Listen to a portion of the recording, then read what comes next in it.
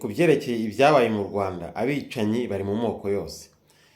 Abicanyi ntabwo ari abo mu bwoko bw'abahutu gusa, kandi ntabwo ari bose. No mu bwoko bw'abatutsi nabo harimo abicanyi, ariko ntabwo ari abatutsi bose, nabyo mbivuge. Ntabwo ari abatutsi bose babicanyi, nta nubwo ari n'abahutu bose babicanyi. Ahubwo muri buri bwoko, mu batutsi habamo abicanyi, no mu bahutu naho hakabamo abicanyi. Abicanyi bose ariko rero ni ukubarwanya, nta kubashyigikira. Bose bakora bibi, bose bakora bibi, kandi bose bishe abantu. Bamwe bishe abahutu, abandi bishe abatutsi. Ibyo rero ni ibintu bibi cyane. Buri muntu wese, ubwoko bwose waba ukomokamo, ukwiye kuvuga uti abicanyi bo mu bwoko bwacu ntago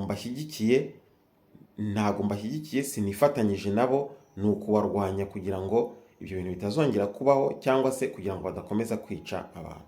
Murakoze.